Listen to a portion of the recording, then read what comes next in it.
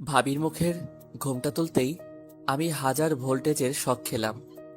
2 পা পিছিয়ে দাঁড়ালাম আমি, কারণ ভাইয়ার বউ আর কেউ না, আমার গার্লফ্রেন্ড।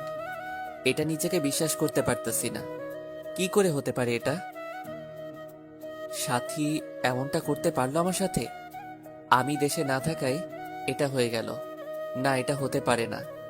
এসব ভাবছিলাম, তখনই ভাইয়ার ডাকে ভাবনা ভাঙলো। কি রে, ভাবি হয়েছে তোর? হুম। যাক, তাহলে তুই গিয়ে রেস্ট নে, পরে কথা হবে। আচ্ছা, বলেই সেখান থেকে চলে আসলাম। রুমে এসে দরজাটা লাগিয়ে দিলাম। তারপর পুরনো কথাগুলো ভাবতে লাগলাম।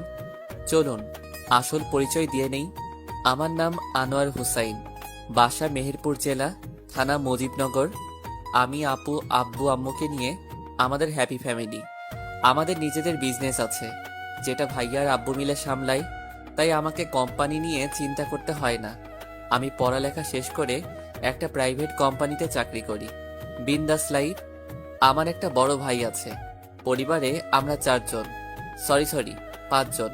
আজকে ভাইয়ার বউ তো আজকে বাসায় আসলো, যেটা আমার জন্য সব থেকে বড় সারপ্রাইজ। চলুন শুরু থেকে গল্প শুরু করি। আমার ঘরে 2টা ষাঁড় বড় হয়েছে, একটারও বিয়ে করার নাম নাই। আমাকে এই বয়সে রান্না করে খাওয়াতে হয় এগুলো রে। আমি আর পারবো না কাউকে রান্না করে খাওয়াতে। সকালবেলায় আরামে ঘুমাচ্ছিলাম, তখনই আম্মুর এমন কথা কানে আসলো। বুঝতে বাকি রইল না ভাইয়াকে কথা শোনাচ্ছে। এখন উঠলে আমাকেও কথা শুনতে হবে, তাই চুপচাপ শুয়ে রইলাম। কিছুক্ষণ পর হঠাৎ ভাইয়া রুমে আসলো। ওই হোসাইন, ওই থামরা। কি হলো, চেঁচাচ্ছ কেন? তুই বিয়ে করিস না বলে আম্মুকে এত কথা শোনায় প্রতিদিন। আগে এটা বলো, বড় তুমি না আমি? আমি বড় তো কি হয়েছে? তুই বিয়ে করলে তো বাসায় একটা বউ চলে আসবে, তাই না? যাও গিয়ে তুমি বিয়ে করো। হোসাইন, লক্ষ্মী ভাই আমার, একটা বিয়ে কর প্লিজ। পাবনা দিয়ে বিয়ে করো, কাজে দিবে। দেখ, তুই বিয়ে করলে একটা নতুন বউ চলে আসবে, আর সকাল সকাল আম্মুর বকা শোনা লাগবে না। Please please. Sorry, I can't help it.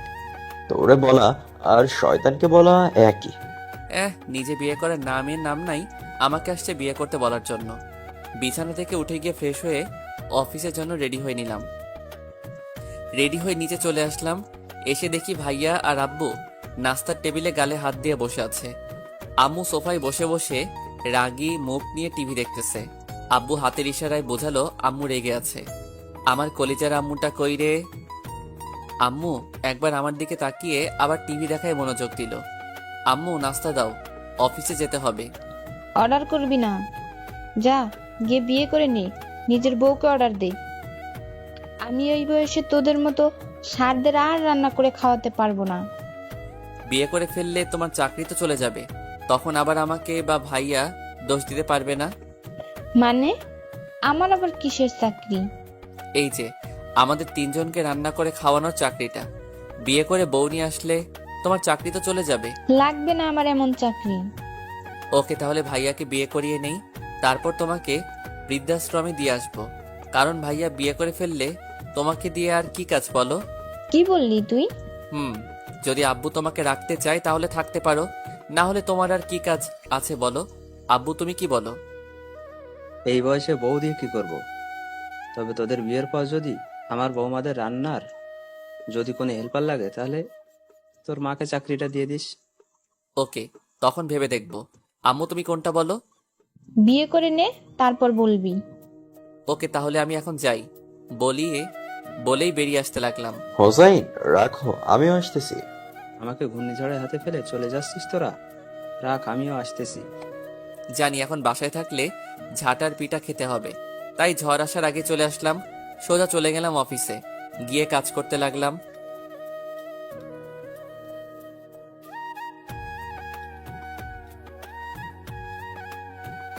তখনই মোবাইলটা বেজে উঠলো। তাকিয়ে দেখি আর কেউ না, আমার গার্লফ্রেন্ড সাথীর ফোন। সাথীর বাবা মা কেউ নেই, একটা ছোট বোন আছে এই দুনিয়ায়। আর যদি কেউ থাকে সেটা বলতে গেলে আমি। ও খুব কিউট একটা মেয়ে, কিন্তু ওর ছোট বোনকে আমি এখনো দেখিনি, কারণ মাস 2-1 হলো আমাদের রিলেশনের। এসব চিন্তা বাদ দিয়ে ফোনটা রিসিভ করলাম। তুমি কি বিজি খুব? না, কেন? তাহলে কালকে বিকেলে আমার সাথে দেখা না করে কোথায় গিয়েছিলে? কালকে বিকালে তো বিয়ে করতে গিয়েছিলাম। কেন, তুমি জানো না? হুম, তা আজকে কি দেখা করা যাবে? হুম, ম্যাডাম ডেকেছে। আমি না এসে পারি? থাক, আর ঢং করতে হবে না। তা এখন আসতে পারবে একটু? কোনো জরুরি কাজ আছে নাকি? না, তেমন কিছুই না, শুধু তোমাকে দেখতে মন চাইতেছে। 5টায় পার্কে এসো, তখন মন ভরে দেখে নিও। এখন মাত্র আসলাম, আবার যদি এখনই চলে যাই তাহলে চাকরিটা আর বাঁচানো যাবে না। ওকে, বাই বেবি। আমি আবারও কাজে মন দিলাম। 5টায় অফিস শেষ হওয়ার পরে সোজা চলে গেলাম। গিয়ে দেখি সাথে ওর সাথে একটা মেয়ে নিয়ে বসে আছে। আমি স্বাভাবিকভাবেই গিয়ে বসলাম। হুসাইন, তোমাকে বলেছিলাম না আমার বোনের কথা? হুম। ওই হলো আমার ছোট বোন সুমনা আক্তার জান্নাত, সবাই জান্নাত বলে ডাকে। হাই। হ্যালো। তা কি নামে ডাকবো আপনাকে? মানে? মানে দুলাভাই না নাম ধরে? আমাকে নাম ধরে ডাকলেই খুশি হব। ওকে হুসাইন ভাইয়া, তাহলে আপনারা কথা বলেন, আমি এখন আসছি। কি হলো, জান্নাত চলে গেল কেন? বাজে কয়টা? আগে এটা দেখো। 5টা 40 কেন? তুমি 5টায় আসবে বলেছিলে, আর এখন বাজে 5টা 40। আর জান্নাতের 6টা থেকে ডান্স ক্লাস আছে, তাই চলে গেছে। ও সরি, আসলে বের হতে একটু দেরি হয়ে গিয়েছে। ওকে, তা কি খাবে বলো? তুমি যা খাবে আমিও তাই খাবো। ওকে। কিছুক্ষণ সাথীর সাথে কথা বলে বাসায় চলে আসলাম। বাসায় আসতেই দেখি ভাইয়া আর আব্বু গালে হাত দিয়ে সোফায় বসে আছে। কি হলো, এভাবে গালে হাত দিয়ে বসে আছো কেন তোমরা? তো এটা ব্যাড নিউজ আছে তাই। তা কি কি শুনি? প্রথমত আজকে বাসায় কিছুই রান্না হয়নি, মানে না খেয়ে থাকতে হবে। আরেকটা? আমাদের দাদু পরশুদিন নাকি আসবে, গ্রামে নাকি ঘোরা শেষ, তাই পরশুদিন আসবে। তো কি হয়েছে, কাল থেকে নামাজ পড়া শুরু করে দিব, তাহলেই তো সব সমস্যার সমাধান। তোমরা বসো, আমি ফ্রেশ হয়ে এসে দেখি কি করা যায়। বলেই রুমে চলে আসলাম। রুমে এসে অনলাইনে খাবার অর্ডার করে দিলাম, তারপর ফ্রেশ হতে চলে গেলাম। চলুন আমাদের ফ্যামিলির বাকি পরিচয়টা দিয়ে নেই। অনেকেই ভাবছেন আমার গার্লফ্রেন্ড আছে, তাহলে বাসায় বললেই তো বিয়ে করিয়ে দেয়, সেটা আমিও জানি। কিন্তু সব থেকে বড় সমস্যা হলো দাদু। আসলে আমাদের বংশের নাকি একটা রুলস আছে, প্রেম করে বিয়ে করলে তাকে পরিবার ত্যাগ করতে হবে। আমার ছোট চাচা বিয়ে করেছিল, তাই তাকে পরিবার ত্যাগ করতে হয়েছে সারা জীবনের জন্য। কাকাকে এখনো পর্যন্ত দেখিনি, তার খবর আজও পাইনি। আর পরিবারের যেই এই রুলটা ভাঙবে তাকেই পরিবার ছাড়তে হবে, আর আমি পরিবার ছাড়া বাঁচতে পারবো না, তাই চুপচাপ পড়ে থাকাই ভালো। আসলে কাকাকে দাদু না দাদা বের করে দিয়েছিল। দাদুর মনটা অনেক নরম। দাদাভাই মাস 6 আগেই মারা গেছে। দাদু বাসায় থাকলে সবাইকে সুন্দর করে চলতে হয়, তাই দাদু আসার আগেই সব ঠিক হয়ে যেতে হবে। আমার আব্বু আম্মু যদিও আমাদের জেনারেশনটাকে বুঝতে পারে, কিন্তু দাদুর উপরে কথা বলার কেউ নেই বাসায়, তাই বাসা ছেড়ে থাকার চেয়ে চুপচাপ বাসায় থাকাই ভালো। ভাবতেছেন এগুলো বললাম কেন? হারে পাঠক পাঠিকারা, আপনারা গল্পের সাথে থাকেন, এগুলো কাজে দেবে তাই বললাম। চলুন গল্পে ফিরি। ফ্রেশ হয়ে নিচে গিয়ে দেখি এখনো বসে আছে। আম্মুও এখানেই বসা। আব্বুকে ইশারা করলাম আম্মুর রাগটা ভাঙাতে। আব্বু মাথা নেড়ে না বলে দিল। কি আর করার, তাই আমি আম্মুর কাছে গিয়ে কোলে শুয়ে গেলাম। কি হলো, আমার কোলে শুলি কেন? বিয়ে করার আগ পর্যন্ত তোমার কোলেই থাকবো, বউ চলে আসলে তখন আর তোমাকে লাগবে না। আমি তো আছি তোদের ফয়দার জন্য। এখন কথা না বলে খাবার দাও, অনেক খিদে লাগছে। আমি আর কাউকে রান্না করে খাওয়াতে পারবো না। ও ভালো কথা, ভাইয়া বিয়ে করবে বলে রাজি হয়ে গেছে। ভাইয়ার দিকে তাকিয়ে চোখ টিপ দিয়ে ইশারায় সাই দিতে বললাম। তোমরা মেয়ে দেখতে থাকো। ওকে, তাহলে তোরা বস, আমি রান্না করতে গেলাম। ভাইয়া আমার দিকে চোখ গরম করে তাকালো। বুঝলাম ভাইয়া রেগে আছে আমার উপর। আম্মু আজকে রান্না করার দরকার নাই, অনলাইনে অর্ডার করে দিয়েছি, এখনই চলে আসবে। ওকে, তা তোর কোনো পছন্দ আছে নাকি? ভাইয়া মাথা নেড়ে না করলো। ওকে, তাহলে আমি মেয়ে দেখতে থাকি। চিপাই পড়ে ভাইয়া হ্যাঁ বলল।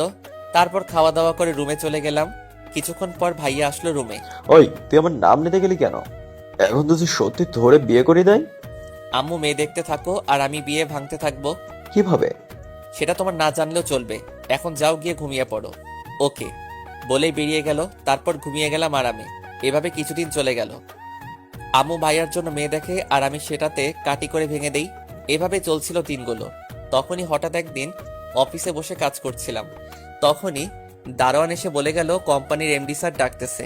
কি আর করার, তাই গেলাম ওনার রুমে। গিয়ে নক করতে ভিতরে আসার অনুমতি দিল। ভিতরে আরো কয়েকজন কলিগ বসে আছে দেখতে পেলাম। স্যার আমায় ডেকেছিলেন? হুসাইন, আসো, এসে বসো। Thanks sir. তো আপনাদের সবাইকে ডাকার কারণটা হলো আপনাদের সবাইকে মাসখানেকের জন্য আমাদের লন্ডনে থাকা অফিসে যেতে হবে। ওইখানে কিছু টেকনিক্যাল সমস্যার কারণে সব স্টাফ চাকরি ছেড়ে চলে গেছে, আর আমার মতে আপনারাই পারবেন ওই অফিসটাকে চালাতে। আমি মাসখানেকের ভিতরে ওইখানের সব সমস্যার সমাধান করে দিতে পারবো, কিন্তু এই 1 মাস আপনারা ওইখানে থেকে আমার অফিসটাকে চালিয়ে নিয়ে যেতে হবে। সো কে কে রাজি আছেন বলবেন একটু? সবাই হাত তুলল, তাই বাধ্য হয়ে আমাকেও তুলতে হয়েছে। ওকে, তাহলে কালকে সবাই নিজেদের পাসপোর্ট এনে জমা দিয়ে দিয়েন। 2 দিন পর ফ্লাইট। তারপর ওই রুম থেকে বেরিয়ে সোজা বাসায় চলে আসলাম। এত তাড়াতাড়ি আসতে দেখে আম্মু জিজ্ঞেস করলো, কিরে, এত তাড়াতাড়ি চলে আসলি যে? এমনি রুমে গিয়ে বসেছিলাম, তখনই সাথীর কল আসলো, তাই রিসিভ করলাম। বলো কি বলবে? তুমি কি টেনশনে আছো? হালকা। তা আজকে দেখা করতে পারবে একটু? না, আজকে একটু বিজি আছি, কালকে বিকালে দেখা করব। ওকে, বাই বেবি। রাতে সবাইকে বিদেশে যাওয়ার কথা বললে সবাই রাজি হয়ে গেল, তাই আমিও কিছুদিন ঘুরে আসার সিদ্ধান্ত নিয়ে নিলাম। পরের দিন অফিসে যাওয়ার পর সবকিছু ঠিকঠাক করে দিল। বিকালে সবকিছু নিয়ে পার্কে গেলাম। গিয়ে দেখি সাথী বসে আছে, তাই আমিও গিয়ে পাশে বসে গেলাম। কি হলো, এত চিন্তিত দেখাচ্ছে কেন? সাথী হাতে পেপারগুলো ধরিয়ে দিলাম। সাথী সেগুলো খুলে দেখতে লাগলো। এগুলো দেখে সাথী হঠাৎ হেসে ওঠে। কি হলো, এভাবে হাসছো কেন? এটাতে মন খারাপের কি আছে? যাও গিয়ে ঘুরে আসো, আর আমাকে মনে রেখো, তাহলেই হবে। তোমাকে মনে না রাখলে কাকে রাখবো বলো? সেটা দেখা যাবে। এখন কি করবে বলো? তুমি বলো কি করব? চলো আজকে একটু ঘোরাফেরা করি, কারণ থেকে 1 মাস তো আর পাবো না তোমাকে। ওকে চলো। সাথীকে নিয়ে ডিনার করে ওর থেকে বিদায় নিয়ে চলে আসলাম। প্রতিদিনের মতো ওই দিনও ভাইয়ার সাথে কিছুক্ষণ কথা বলে ঘুমিয়ে গেলাম। ঘুম থেকে উঠে দেখি রেডি হওয়ার টাইম হয়ে গেছে, তাই ফ্রেশ হয়ে নিচে চলে আসলাম। সবার থেকে বিদায় নিয়ে চলে আসলাম এয়ারপোর্টে। এসে দেখি সাথী দাঁড়িয়ে আছে। কি হলো, তুমি এখানে কেন? তোমাকে দেখার জন্য আসলাম। সাথীর চোখের কোণে পানি টলমল করতেছে, ভালোভাবে কথা বলতে পারতেছে না। আরে বোকা, আমি চলে আসবো তো বললাম, কাদার কি আছে? কই, কাঁদে না তো। আচ্ছা এখন আসি, চেকিং এর টাইম হয়ে গেছে। ভালো থেকো আর নিজের খেয়াল রেখো। ওকে। তারপর চলে গেলাম এয়ারপোর্টের ভিতরে। রওনা দিলাম এক অচেনা জায়গায়। এখানে এসে আবার সেই কাজে বিজি হয়ে গেলাম। সারাদিন শেষে বাসায় আর সাথীর সাথে কথা বলিনি। এভাবে কেটে গেল 25 দিন। রাতে মোবাইল টিপতেছিলাম, তখনই ভাইয়া কল দিল, তাই রিসিভ করলাম। একটা গুড নিউজ আছে। কি গুড নিউজ? একটা মেয়েকে আজ পছন্দ হয়ে গিয়েছে। তাই নাকি? কে মেয়েটা? তুই আয়, তারপর বলবো। ওকে। তারপর ভাইয়াকে নিয়ে মজা করতে লাগলাম। হঠাৎ ভাইয়া আম্মুর সাথে কথা বলতে বলল। কি আর করার, তাই দিতে বললাম। আম্মু বলো কি বলবে? তুই আসবি কবে? 15 তারিখে। কেন? মানে আর 2 দিন পর কেন? তাহলে 17 তারিখে তোর ভাইয়ের বিয়ের তারিখ রেখে দেই। কোনটা বলিস? কি এত তাড়াতাড়ি? 100টা মেয়ে দেখার পর একটা মেয়ে পছন্দ হয়েছে, এটাতেও যদি লেট করি তাহলে দেখা যাবে এটাও ভেঙে গেছে। আমি তো কালকেই বিয়ে পড়িয়ে দিতাম, শুধু তুই নেই বলেই করাইনি। তুই 15 তারিখে আসলে 17 তারিখে বিয়ে, এটাই ফাইনাল। ওইদিকে আমি 2 দিন পার হওয়ার অপেক্ষা করতেছিলাম, আর এদিকে বাড়িতে ঝড়ের বেগে বিয়ের প্রস্তুতি নিচ্ছে। যাক, আজকে লাস্ট অফিস, কালকেই ফিরে যাব দেশে। ভাবতে কেমন লাগতেছিল। এসব ভাবছিলাম আর কফি নিয়ে অফিসের জানালা দিয়ে বাহিরে তাকিয়ে বৃষ্টির মজা নিচ্ছিলাম। বাহিরে প্রচুর বৃষ্টি, বাংলাদেশের কাল বৈশাখী ঝড়ের মতো। এমন সময় অফিসের ইনচার্জ সবাইকে মিটিং রুমে ডাকলো। মিটিংয়ে জানতে পারলাম আকাশের পরিস্থিতি খারাপ, তাই 17 তারিখ সকাল পর্যন্ত সব ফ্লাইট নাকি বন্ধ করে দেওয়া হয়েছে। 17 তারিখের বিকেল 5টার ফ্লাইটে দেশে ফিরতে হবে আমাদের সবাইকে। কথাটা শুনে মাথাটা চক্কর কেটে উঠল। বড় ভাইয়ার বিয়েতে থাকতে পারবো না, মনটা খারাপ হয়ে গেল। এখন ভাইয়াকে কি বলে বুঝ দিব? এসব ভাবতে ভাবতে বাসায় চলে আসলাম।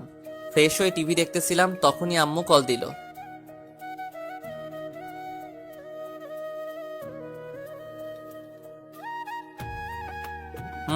আম্মু বলো। তোর ফ্লাইট কালকে ল্যান্ড করবে কয়টায়? এখানে আকাশের অবস্থা ভালো না, তাই আবহাওয়া অফিস থেকে 17 তারিখ সকাল পর্যন্ত সব ফ্লাইট বন্ধের ঘোষণা করে দিয়েছে। কি? তাহলে এখন কি হবে?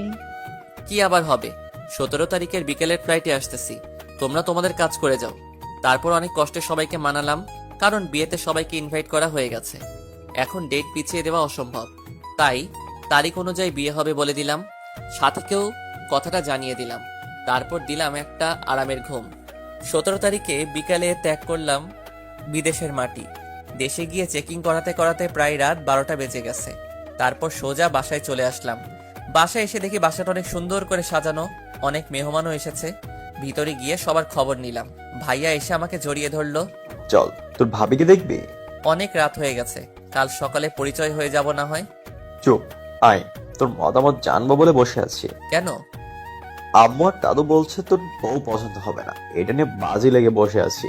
কিসের বাজি? তোর পছন্দ হলে আম্মু আর দাদু আমাকে 5,000 টাকা দেবে, আর না হলে আমি দেব। ওকে চলো তাহলে, ভোট হয়ে যাক। বলেই ভাইয়াকে নিয়ে ভাবির রুমে চলে আসলাম। এসে দেখি ভাইয়ার খাটের উপর একটা মেয়ে লম্বা ঘোমটা দিয়ে বসে আছে। তাই প্রথমে সালাম দিলাম, আসসালামু আলাইকুম ভাবি। ওয়ালাইকুম আসসালাম। মা, ঘুমটাটা একটু তোলো তো। তোমার ছোট দেবরের সাথে পরিচয় হয়ে নাও তুমি। ভাবি তাও ঘুমটা উঠাচ্ছে না। কিছুটা অবাক হলাম ভাবির এভাবে বসে থাকার কারণে। অবশেষে দাদি গিয়ে আস্তে করে ভাবির মুখের কাপড়টা তুলে দিল। ভাবির মুখের ঘুমটা তুলতে আমি 1000 ভোল্টেজের শক খেলাম। 2 পা পিছিয়ে দাঁড়ালাম আমি, কারণ ভাইয়ার বউ আর কেউ না, আমার গার্লফ্রেন্ড। এটা নিজেকে বিশ্বাস করতে পারতেছি না। কি করে হতে পারে এটা? সাথী এমনটা করতে পারলো আমার সাথে? আমি দেশে না থাকা এটা হয়ে গেল? না, এটা হতে পারে না। এসব ভাবছিলাম, তখনই ভাইয়ার ডাকে ঘর থেকে বেরিয়ে আসলাম। কিরে, ভাবি পছন্দ হয়েছে তোর? হুম। যাক, তাহলে গিয়ে রেস্ট নে, পরে কথা হবে। আচ্ছা। রুমে এসে দরজাটা লাগিয়ে দিলাম। তারপর পুরোনো কথাগুলো ভাবতে লাগলাম। তখনই কেউ রুমের দরজায় নক করলো। পিছনে ফিরে দেখি ভাইয়া। কি হলো, তুমি এত রাতে?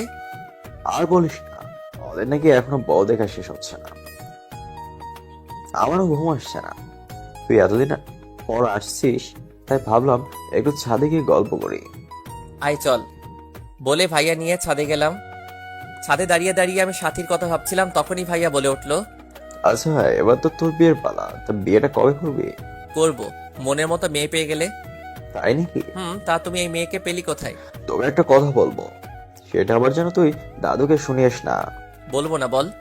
ভাইয়া যেটা বললো সেটা শোনার জন্য আমি মোটেও প্রস্তুত ছিলাম না। শোন, সাথীকে, ও তোর ভাবির নাম সাথী। এবার শোন, সাথীকে 3 মাস ধরে একজন আরেকজনকে ভালোবাসি। কি? এটা শুনে আরেকটা শক খেলাম। হুম, আমার বিয়ের আমার বিয়ের জন্য মেয়ে দেখছিল যখন, তখন আমি একটা ঘটককে কিছু টাকা দিয়ে সাথীকে বিয়ের প্রস্তাব পাঠাই। তারপর আর কি, যা হবার তার তো হয়েই গেল। এখন আমার ভালোবাসার মানুষটাই আমার বউ। এবার বলো কেমন খেললাম খেলাটা? সুপার। কিন্তু তুই যে আগে থেকে প্রেম করতি, আমাকে একবারও বললি না। পাগল, এই কথা যদি ভুলেও লিক হতো, তাহলে দাদু আমাকে বাড়ি ছাড়া করতো। ও, তাহলে শেষমেশ বিয়েটা করেই ফেললি? হুম, এমন চান্স মিস করে কেউ? কংগ্রেস। কিরে, তোরা দুইজন কি করছিস এত রাতে এখানে? এই তো হোসাইনের সাথে গল্প করছি। বৌমা রুমে একা একা, যা নিচে যা। আর হুসাইন, তোকে খাওয়ার জন্য তোর আম্মু ডাকতেছে। ভাইয়া যাও, নিচে যাও। আচ্ছা। তুই খেতে যাবি না? তুমি যাও, আমি একটু পরে আসতেছি। বাতাসটা ভালোই লাগতেছে। ওকে। এতক্ষণ চোখের পানিগুলো আটকে রেখেছিলাম, কিন্তু এখন আর পারিনি। পুরনো সব কথা মনে পড়তে লাগলো, আর চোখের পানি পড়তে লাগলো। তখনই ভাইয়ার বলার কথাটা মনে পড়ে গেল। ওদের মাঝে 3 মাস ধরে রিলেশন। কি করে হতে পারে? তাহলে আমার সাথেও 3 মাস ধরে রিলেশন কি করে হতে পারে? এটা না, কিছুতেই ভাবতে পারতেছি না। সব কথার ক্লিয়ার হবে জান্নাতকে পেলে। তাই ফেসবুকে ঢুকে জান্নাতকে খুঁজে বের করলাম। জান্নাত শুধু ফেসবুকেই অ্যাড আছে, এমনিতে নাম্বার নেই আমার কাছে। তারপর একটি পে কল দিলাম। রিং হওয়ার কিছুক্ষণ পরে জান্নাত ফোন ধরলো। কি খবর জান্নাত, কেমন আছো? এই তো ভালো ভাইয়া, আপনি কেমন আছেন? এই তো ভালো। তা তোমার আপু কই? আপুর তো বিয়ে হয়ে গেছে, আপনি জানেন না? জানি। তা তুমি কোথায় এখন? দুলাভাইদের বাড়িতে। আমার সাথে একটু দেখা করতে পারবে? কখন? কালকে ভোর সকাল 5টায়। এত সকালে কিভাবে বের হবো বাসা থেকে? তোমাকে বাসা থেকে বের হতে হবে না, সকালে আমাকে মেসেজ দিও, তারপর বলবো তোমাকে কোথায় আসতে হবে। বলেই ফোনটা কেটে দিলাম। টেনশনে কান্নাও আসতেছে না। আগে সবকিছু ক্লিয়ার হতে হবে। তার আগে কিছুই বলা যাবে না। তারপর নিচে গিয়ে ফ্রেশ হয়ে খাওয়া দাওয়া করে শুয়ে শুয়ে ভাবতে লাগলাম সাথী কেন করলো এরকম। এসব ভাবতে ভাবতে কখন যে ঘুমিয়ে গেলাম তা মনে নেই। ঘুম ভাঙলো ফোনের আওয়াজে। তাকিয়ে দেখি জান্নাতের কল। তাই উঠে তাড়াতাড়ি কলটা রিসিভ করলাম। ভাইয়া ঘুমাইতেছেন নাকি? না, বলো কি বলবে? আপনি না বললেন কি বলবেন? ও, তা তুমি একটু কষ্ট করে তোমার দুলাভাইয়ের বাসার ছাদে আসো। কেন? কথা আছে, আসো তাড়াতাড়ি। বলেই ফোনটা কেটে দিলাম। কিছুক্ষণ পর হঠাৎ রুম থেকে কারোর পায়ের শব্দ পেলাম। বুঝতে পারলাম জান্নাত ছাদে যাচ্ছে। তাই দেরি না করে আমিও মুখটা ধুয়ে ওর যাওয়ার কিছুক্ষণ পর আমিও ছাদে উঠলাম। জান্নাত নিচের দিকে তাকিয়ে আছে ছাদের রেলিং ধরে। হয়তো কেউ নিচ থেকে উপরে উঠে কিনা তা দেখতেছে। তাই আমি গিয়ে আস্তে করে ওর কাঁধে হাত রাখতেই ও কেঁপে ওঠে পিছনের দিক ফিরে। আরে ভাইয়া আপনি আসলেন কখন? এই তো এখনই। ও, তা কিসের জন্য ডেকেছিলেন? তোমাকে কিছু কথা জিজ্ঞেস করার জন্য। বলুন। আচ্ছা, তোমার আপু তোমাকে আমার সম্পর্কে কি বলেছে? আপনি নাকি আপুর সাথে রিলেশন রাখতে চান না বলে ব্রেকআপ করিয়েছিলেন। তারপর নাকি আপনি দেশের বাইরে চলে গেছেন। তারপর আপু ঠিক করলো বিয়ে করবে। তারপর আর কি, সব নিমিষেই হয়ে গেল। ও, আচ্ছা, আপনি আমার আপুকে এভাবে ধোকা দিলেন কেন? কে কাকে ধোকা দিয়েছে সেটাই তো বুঝতে পারতেছি না। মানে? সেটা তুমি বুঝবে না। তা তোমার দুলাভাইরা কয় ভাই? শুনেছি 2 ভাই। ও, তা তোমার দুলাভাই কি ছোট না বড়? পরিবারের নাকি বড় ছেলে। ও, তা তোমার দুলাভাইয়ের ছোট ভাইকে কখনো দেখেছো? না, শুনেছি গত রাতে নাকি ফিরছে, কিন্তু সারাদিন অনেক ক্লান্ত থাকায় ঘুমিয়ে গিয়েছিলাম, তাই আর দেখা হয়নি। ও, তাহলে সকালে নাস্তার টেবিলে তো নিশ্চয়ই দেখা হবে, তাই না? কি জানি। ও হ্যাঁ, আরেকটা কথা, সকালে নাস্তার পরে আবার এখানেই আসবে। আর নাস্তার টেবিলে যা দেখবে তা চুপচাপ শুধু হজম করবে। কি বলেছি বুঝেছো? মানে? মানে নাস্তার টেবিলে কি হয় তা শুধু দেখবে আর নাস্তা করার পর এখানে আসবে, বুঝেছো? এখন যাও। আচ্ছা। আমি নিজেই বুঝতেছি না কি হচ্ছে আমার সাথে, মাথাটা ঘুরতেছে আমার। রুমে গিয়ে ফ্রেশ হয়ে নিলাম। তারপর বসে বসে আবার ভাবতে লাগলাম কি হচ্ছে আমার সাথে, বা কেনই হচ্ছে আমার সাথে। সাথীকে আমার উপর প্রতিশোধ নিতে চাইতেছে নাকি অন্য কিছু? সাথী কি জানতো না যে আমার ভাইয়া ওর স্বামী? না, এটা হতে পারে না, কারণ আমি আমাদের বাসার সবার ছবি ওকে দেখিয়েছি। তাহলে ও এমনটা করলো কেন? সাথী ভাইয়ার সাথেও 3 মাস ধরে রিলেশন চালাচ্ছে, আবার আমার সাথেও। এটা হয় কি করে?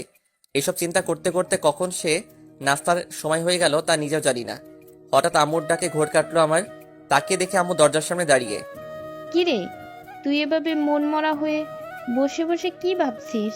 আম্মুকে কিছু একটা না বললে আম্মু সব বুঝে ফেলবে, তাই বলে দিলাম, এই যে ভাইয়া বিয়ে করে ফেলেছে, এটা নিয়ে মন খারাপ। কেন, বিয়ে করায় মন খারাপের কি আছে? এই যে ভাইয়া বিয়ে করায় এখন সকাল সকাল তোমার ওয়াজটা শুনতে পাই না, এটা ভেবেই মনটা খারাপ হয়ে আছে। দূর পাগল, আয় খেয়ে যা, সবাই তোর জন্য অপেক্ষা করছে। তুমি যাও, আমি আসতেছি। ওকে। আমি মুখটা ধুয়ে নিজেকে স্বাভাবিক করে নিচে চলে গেলাম।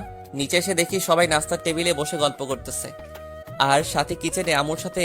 আর জান্নাত মাথা নিচের দিক দিয়ে মোবাইল টিপতেছে। ভাইয়া দেখতেই আমাকে ডাক দিল। আরে হোসাইন, আয় আয়, তোর জন্য অপেক্ষা করছিলাম। আমি মাথা নেড়ে বললাম, আর সাথীর চেহারা রিয়াকশনটা দেখতে লাগলাম। সাথী স্বাভাবিকভাবেই ওর কাজ করে যাচ্ছে, আর এদিকে জান্নাত আমাকে দেখতেই চোখগুলো টিউবলাইট হয়ে গেল। আমি গিয়ে জান্নাতের পাশে বসে গেলাম। জান্নাত চোখ বড় বড় করে আমার দিকে তাকিয়ে আছে। টেবিলে বসতে সবাই নাস্তা করতে শুরু করলো, কিন্তু জান্নাত আমার দিকে এখনো চোখ বড় বড় করে তাকিয়ে। কি হলো জান্নাত, খাচ্ছ না কেন? একদম আস্তে করে বললাম, যেন জান্নাত ছাড়া কেউ শুনতে না পায়। আরে জান্নাত, তোমাদের তো পরিচয় করানো হয়নি। জান্নাত ও আমার ছোট ভাই হোসাইন, আর হোসাইন ও হলো জান্নাত, তোর ভাবির একমাত্র ছোট বোন। হাই। হ্যালো। খাওয়া দাওয়া শেষ করে আমি ছাদে দাঁড়িয়েছিলাম, তখনই পিছন থেকে কেউ কাশলো। তাকিয়ে আমি অবাক হয়ে গেলাম। পিছনে ফিরতেই দেখি সাথী। তাই স্বাভাবিক হয়ে বললাম, আরে ভাবি, আপনি এখানে? একটু ছাদে আসলাম তোমার ভাইয়ার সাথে। তাকে দেখি ভাইয়াও আসছে। ও, তাহলে তোমরা থাকো, আমি আসি। কিরে, কোথায় যাচ্ছিস? নিচে যাচ্ছি। আসলি কখন যে আবার চলে যাচ্ছিস? হারছিলাম, কিন্তু তোমাদের রোমান্সের সময় বাধা দিয়ে লাভ নেই। ধুর বোকা, আয়। থাক, আর পাম দিতে হবে না। এনজয় বস। ভাইয়াকে কিছুই বুঝতে দিলাম না, কারণ এসবে ভাইয়াকে জড়িয়ে লাভ নেই। যা হবে তা আমি নিজেই দেখে নিব। এসব ভাবতে ভাবতে রুমে চলে আসলাম। এসে রুমে ঢুকে দাঁড়িয়ে ভাবতে লাগলাম সবকিছু। হঠাৎ কারো পায়েলের আওয়াজ পেলাম। তাকে দেখি জান্নাত ছাদের দিকে যাচ্ছে, তাই ডাক দিলাম, জান্নাত কোথায় যাও? আপনি না বললেন সাথে যেতে, তাই সাথে যাচ্ছি। ছাদে যাওয়ার দরকার নেই, এদিকে আসো। এটা কি আপনার রুম? হুম। রুমটা নজর বুলিয়ে দেখতে লাগলো। আচ্ছা, কি হচ্ছে এসব? আমি তো কিছুই বুঝতেছি না। আমি নিজেই বুঝতেছি না তোমাকে কি বলবো। আপনি আপুকে ছেড়ে দিয়েছেন, তারপর আপু আপনার ভাইয়াকে বিয়ে করে ফেলেছে। কি হচ্ছে এসব? তুমি কিছু জানো এরকমটা করার কারণটা কি? না ভাইয়া, আমি তো এইসবের কিছুই জানি না। তবে আপু যে কোনো কিছু করতে চাইতেছে এটা আন্দাজ করতে পারতেছি। হুম, কিন্তু কেন করবে এসব? আপনি আপুকে ধোঁকা দিয়েছেন, তাই এসব আপনার উপর প্রতিশোধ নিতে চাচ্ছে না তো? কে ধোকা দিয়েছে তোমার আপুকে? আপনি? আরে আমি জান্নাতকে সত্যটা বলতে গিয়েও বললাম না। যা করার আমাকেই করতে হবে। আচ্ছা তুমি এখন যাও, আর তোমাকে আপুকে এগুলো বলো না, কেমন? ওকে। না, আমাকে সাথে সাথে কথা বলতেই হবে। আর ও এতটা স্বাভাবিক হয়ে চলে কিভাবে, এসব ভাবতে হতেই মাথাটা ব্যথা করতে লাগলো। তাই আম্মুকে ডাক দিলাম, কি রে, এভাবে ডাকতেছিস কেন? মাথাটা ব্যথা করছে, একটু টিপে দাও না। কাল রাত জার্নি করে এসেছিস, তাই এরকম হচ্ছে। একটু ঘুমিয়ে নে, সব ঠিক হয়ে যাবে। ঘুম আসছে না। তাহলে মেডিসিন খেয়ে নে। টেনশনে ঘুম আসবে না, তাই মেডিসিন খেয়ে নেওয়াই ভালো, পরে সবকিছু দেখা যাবে। ওকে, যাও তুমি। আমু চলে গেল। আমি একটা ঘুমের ট্যাবলেট খেয়ে শুয়ে গেলাম। কিছুক্ষণ পর হারিয়ে গেলাম ঘুমের রাজ্যে। ঘুম ভাঙে তাকিয়ে দেখি ভাইয়ার সাথী চেয়ারে বসে আছে। আমাকে চোখ খুলতে দেখে ভাইয়া বলে উঠল, এখন কি অবস্থা তোর? ভালোই, আমার আবার কি হবে? হুম, এখন বাজে কয়টা তাকিয়ে দেখেছিস? দেখি সন্ধ্যা 7টা বেজে গেছে, তাই ফট করে উঠে বসলাম। যা ফ্রেশ হয়ে খেয়ে নে কয়েকটা, আমাকে এখন বাইরে যেতে হবে। কেন এখন বাইরে কেন যাবে? একটু কাজ আছে, তুই গিয়ে ফ্রেশ হয়ে নিচে চলে আয়। হুম। আর সাথী, তুমি গিয়ে ওর জন্য খাবার রেডি করো। আমি উঠে চলে গেলাম ফ্রেশ হতে। ফ্রেশ হয়ে এসে নিচে চলে গেলাম। গিয়ে দেখি ভাবি সবকিছু রেডি করছে। আমি গিয়ে টেবিলে বসে গেলাম, প্লেটটা উল্টে রাখলাম। আমি ভাত দিচ্ছি। থাক, আমি কোনো বেইমানের হাতের খাবার খাই না। হুসাইন, তুমি আমাকে ভুল বুঝতেছো। ভুল বুঝতেছি কিনা তা তো জানি না, তবে তুমি যে একটা চাল চালতেছো এটা আমি জানি। তুমি ভুল ভাবতেছো। থাক, এখন আপাতত খেতে দিবেন ভাবি? হুম। এখানে কথা বাড়ালাম না, কারণ বাসায় সবাই আছে তাই। খাওয়া দাওয়া করে চুপচাপ রুমে চলে আসলাম। তারপর সিগারেট নিয়ে সোজা চলে গেলাম ছাদে। সিগারেট জ্বালিয়ে সমানে টানতে লাগলাম। তখনই পেছন থেকে কারোর কাশির আওয়াজ পেলাম। তাকে দেখি জান্নাত। আরে তুমি? ভাইয়া, আপনি সিগারেট খান? হুম, মাঝে মধ্যে, বাস্তবে কিন্তু খাই না। এটা তো খারাপ জিনিস। হুম, জানি, তবে মাথায় যখন জ্যাম লেগে যায় তখন এটা চোটাতে সাহায্য করে। মানে হলো, মাথায় যখন টেনশন থাকে তখন এটা খেলে টেনশন ফ্রি হয়। ও, তাও এটা খাওয়া ভালো না। আর আপনি আজ থেকে এটা খাবেন না প্লিজ। ওকে, ট্রাই করব। আচ্ছা, নিজের গার্লফ্রেন্ডকে ভাবি ডাকতে কেমন লাগে আপনার? ভালোই লাগে। আপুর জন্য কষ্ট হয় না আপনার? না, কেন? কারণটা বলা যাবে না। ওকে, তা এখন কি করবেন? ঘুমাবো। হো, তাহলে আপনি থাকেন, আমি আসি। আমি গিয়ে ল্যাপটপ নিয়ে অফিসের কাজ করতে বসে গেলাম। কাজ শেষ করে শুয়ে গেলাম। সকালে কারোর ডাকে ঘুম ভাঙলো। তাকে দেখি জান্নাত কফির মগ নিয়ে দাঁড়িয়ে আছে। চোখ খুলে ভালো করে তাকিয়ে আমি টাসকি খেয়ে গেলাম, কারণ জান্নাত আজকে শাড়ি পরেছে, আর শাড়িতে যে ওকে এত সুন্দর লাগে তা আমি কখনো ভাবতেও পারিনি। ওহ, জান্নাতের ব্যাপারে তো আপনাদের বলাই হয়নি। জান্নাত সাথীর ছোট বোন, এটা তো জানেন। জান্নাত এবার অনার্সের ছাত্রী, দেখতে হয়তো সাথীর থেকেও সুন্দর, আর চেহারায় মায়াবী ছাপ আছে। যে কোনো ছেলের ক্রাশ হওয়ার যোগ্যতা আছে। দেখতে পুরোই নিষ্পাপ, সারা শরীর একদম পারফেক্ট, হয়তো জিম করে। আর সব থেকে সুন্দর হলো ওর গালের নিচের দিকে তিলটা। হাসলে তিলটা ওকে আরো মায়াবী করে তোলে। এক কথায় একটা পড়ি। চলুন গল্পে ফিরি। আরে তুমি কফি নিয়ে এসেছো? হুম, আন্টি আর আপু কাজ করতেছে, তাই আমি কফি নিয়ে আসলাম। আর আপনাকে ডাক দিতে আসলাম, অফিসের নাকি টাইম হতে যাচ্ছে। ও হ্যাঁ, আর আজকে শাড়ি পরেছো, কাহিনী কি? আর বইলেন না, আমি নিচের কাপড়ের ব্যাগ পাশে ফেলে এসেছি, তাই কি আর করব। আপুর একটা শাড়ি পরেছি। ও, ওকে, আমি আসি। আমি রেডি হয়ে অফিসে চলে গেলাম। অফিসে কাজ করছিলাম, তখনই ফোন আসলো। তাকে দেখি আব্বু। কি হলো আব্বু, ফোন দিয়েছো কেন? তুই কি বেশি বিজি নাকি? না, কেন? আমাদের অফিসে আয়, একটু কাজ আছে। কেন, কোনো সমস্যা? না, আয় একটু।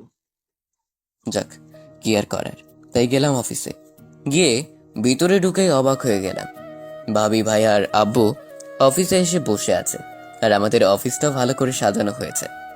কি হলো ভাইয়া, আজকে কোনো অনুষ্ঠান আছে নাকি? আজকে তোর ভাবিকে অফিসে সবার সাথে পরিচয় করিয়ে দিব। তা আমাকে ডাকার কারণটা কি? এখানে তুই না থাকলে হয় নাকি? আমার অনেক কাজ আছে, আমি গেলাম। চুপ, বসে থাক এখানে। আর অনুষ্ঠান শেষ হলে যাবি একেবারে। ওকে। তারপর আর কি, সবাইকে ডেকে পরিচয় করিয়ে দিল। তারপর সবাইকে অফিসে লাঞ্চ করানোর আয়োজন করানো হলো। খাওয়া দাওয়া শেষ করানোর পর আমি গিয়ে চেয়ারে বসে রইলাম। কিছুক্ষণ পর ভাইয়ের আব্বু এসে আমার সামনে দাঁড়ালো। কি হলো, এবার সামনে এসে দাঁড়ালে কেন? তোকে ছোট একটা কাজ করতে হবে। তোমাদের এভাবে দাঁড়ানো দেখে বুঝে ফেলেছি কিছু একটা করতে হবে। তা বলে ফেলো, কি করতে হবে? তুই একটু তোর ভাবিকে বাসায় পৌঁছে দিয়ে তুই সেখান থেকে তোর অফিসে চলে যাস। তোর মাথা ঠিক আছে? আমাকে তাড়াতাড়ি অফিসে ফিরতে হবে। আরে আমরা তোর বসকে ফোন দিয়ে বলে দিয়েছি তোর যেতে একটু দেরি হবে, তাই যাওয়ার সময় একটু নামিয়ে দিয়ে যাস। তোর বউকে তুই নামিয়ে দিয়ে আয়, গিয়ে। আরে এমনিতে বিয়ের কারণে অনেক কাজ জমে আছে, তাই প্রেশারটা একটু বেশি। আর এমনিতেও তুই তোর ভাবির সাথে পরিচয় হসনি, তাই যেতে যেতে পরিচিত হয়ে নিবি, আর ওকে একটু নামিয়ে দিয়ে তুই চলে যাবি। বউ তোমার, তুমিই গিয়ে চিনো, আর আমার এত পরিচয় হয়ে লাভ নেই।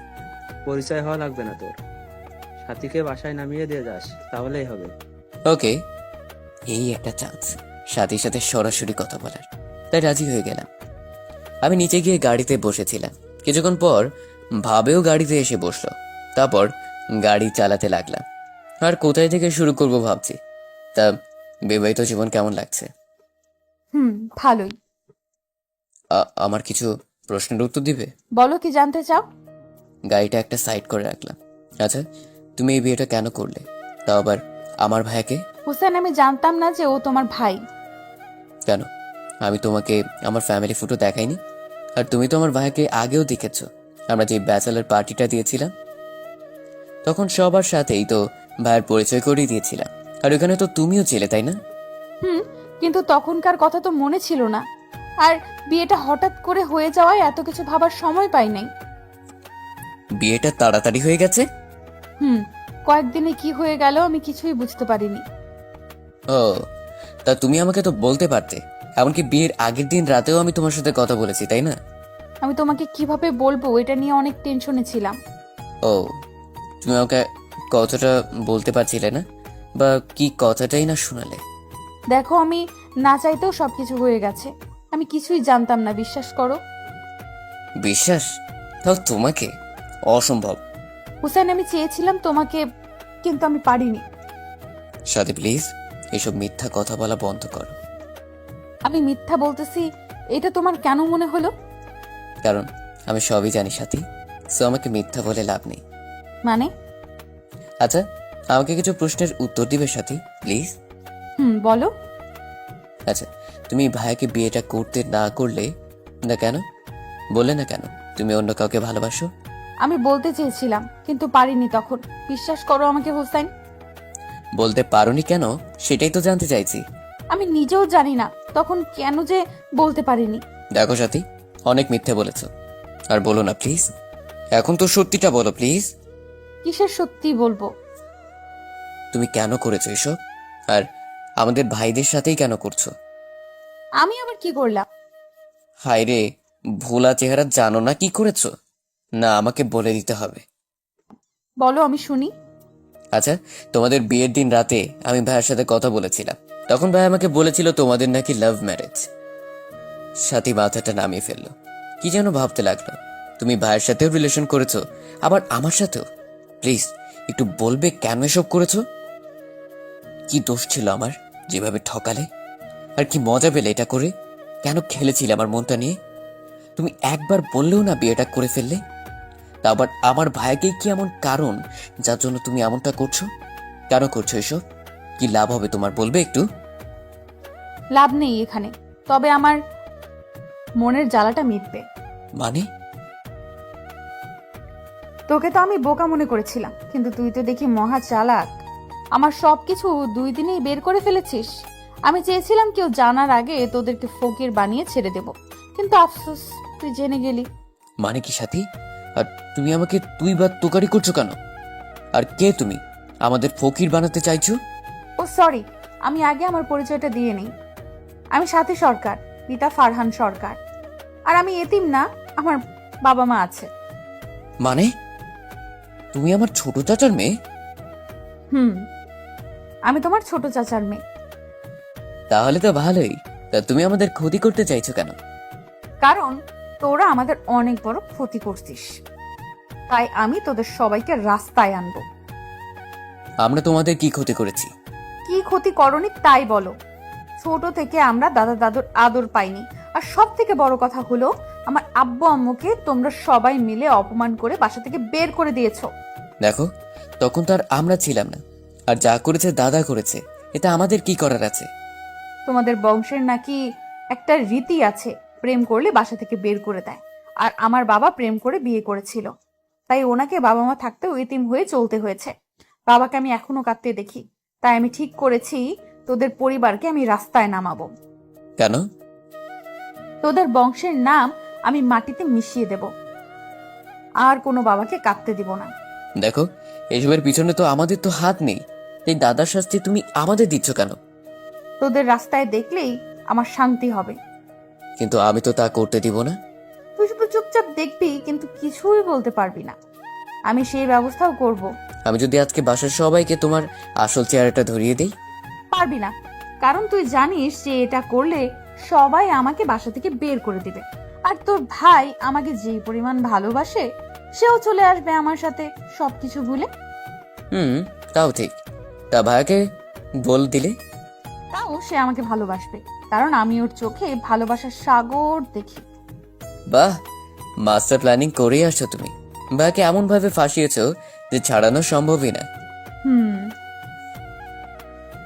তা তুমি যা করছো সেটা কি ঠিক? তোমার দাদা যেটা করেছিল সেটা কি ঠিক? দেখো, ওইটা গিয়ে তুমি ওনাকে জিজ্ঞেস করো। ওই কথাটা নিয়ে তুমি আমাদের হয়রানি করবে কেন? তোমরা তো তারই বংশধর, তাই। না, তোমাকে বুঝাতে পারবো না। বোঝাতে এসো না প্লিজ। ওকে, আমি হুসাইন তো আছি, চিন্তা করো না, আমি দেখছি কি করা যায়। ওকে। তবে সবকিছু করতে এখন অনেক কঠিন হয়ে যাবে, কারণ আমি যে জেনে গেছি তাই। আর তুমি এটা করলে কেন? কোনটা?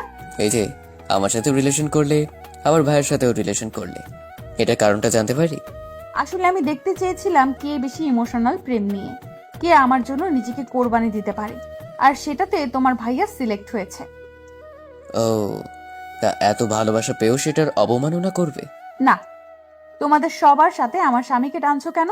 আরে ও হলো আমার ভালোবাসা, আর তোমাদের সবাইকে রাস্তায় নামানোর প্রধান হাতিয়ার। ও, তাহলে তো অনেক বড় প্ল্যান করে এসেছো তুমি। আফসোস, এখন আর সেটা সফল হবে না, কারণ আমি যে দেওয়াল হয়ে গেলাম। আমি দেওয়াল ভাঙতেও জানি। ওকে, সেটা সময় বলে দিবে। ভাবতেও পারিনি তুই এত কিছু বুঝে ফেলবি। আমিও বুঝিনি তোমরা দুই বোন এতটা খারাপ হতে পারো। মানে তোমরা দুই বোন মিলে এমনটা করতে আসবে সেটা আমি ভাবতেও পারিনি। দেখ, জান্নাত অনেক ভালো মেয়ে, ও এসবের কিছুই জানে না। মানে এই প্ল্যান আমি একাই জানি। জান্নাত তো এটাও জানে না যে তোরা আমাদের আত্মীয়। জান্নাত এসবের কিছুই জানে না। ও, তার মানে তুমি গল্পে একাই সৈনিক, আর আমার ভাইয়া তোমার প্রধান হাতিয়ার। ওকে, তাহলে এই যুদ্ধটায় আমি কাউকে শরিক করব না। এই যুদ্ধে আমি একাই সৈনিক। বাহ, গুড। তবে একটা কথা, আমার পরিবারের কারোর উপর যেন কোনো শারীরিক ক্ষতি না হয়। তুই কি পাগল?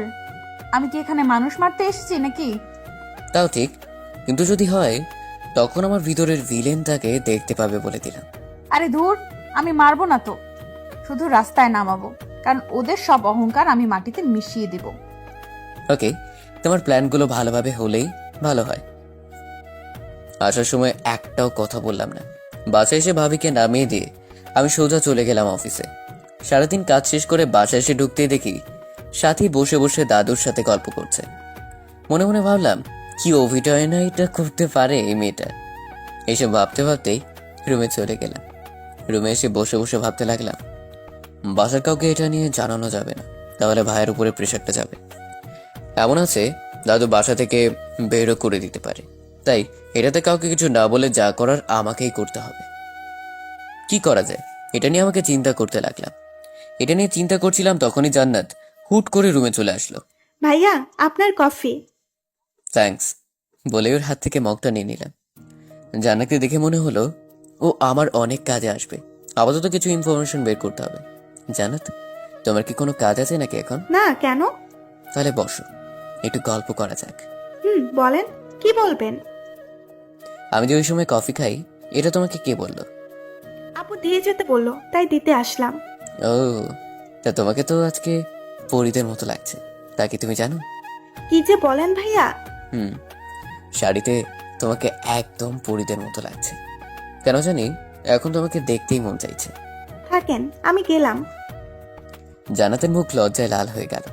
বলেই চলে যাচ্ছিল, তখনই আমি আবার ডাক দিলাম, জান্নাত একটু শোনো। বলেন। রাতে একটু ছাদে আসতে পারবে? তোমার সাথে কিছু জরুরি কথা আছে। ওকে। একটু মায়াবী সুরে বললাম। যাক, কাজে দিয়েছে। এখন জান্নাতের থেকে কথা বের করতে হবে। এইসব ভাবছিলাম, তখন আম্মু এসে খাবারের জন্য ডেকে গেল। খাওয়া দাওয়া করে রুমে এসে একটা সিগারেট টেনে তারপর ছাদে গেলাম। ছাদে কেউ নেই দেখে জান্নাতকে নক করলাম ছাদে আসতে। তারপর দাঁড়িয়ে দাঁড়িয়ে আবার ভেবে নিলাম কি করব। কিছুক্ষণ পর কেউ পিছনে হাত রাখলো, তাকে দেখি জান্নাত। ভাইয়া কি কিছু ভাবতেছেন? না। ও, তা বলেন, কি বলতে ডেকেছিলেন? আসলে তুমি তো আমাদের পরিবারের সবাইকে চিনো, তাই না? কেন? কিন্তু জান্নাত, তুমি তো তোমাদের পরিবারের কথা আমাকে বললেই না। মানে? মানে তোমাদের পরিবারে কে কে আছে, কে কি করে, মানে তোমাদের ফ্যামিলি ডিটেলস। ও সরি, আসলে আমরা ইউকেতে থাকি, ওইখানের নাগরিক আমরা। আমাদের পরিবারে আমরা 4 জন। আমি, আব্বু আম্মু আর আপনার ভাবি। আমরা বাংলাদেশে এবার ঘুরতে এসেছিলাম, তখনই আপু ঠিক করে ফেলে সে বাংলাদেশে বিয়ে করবে, আর তারপর বিয়েও করে ফেলে। তোমার আব্বু আম্মু বিয়েতে আসেনি কেন?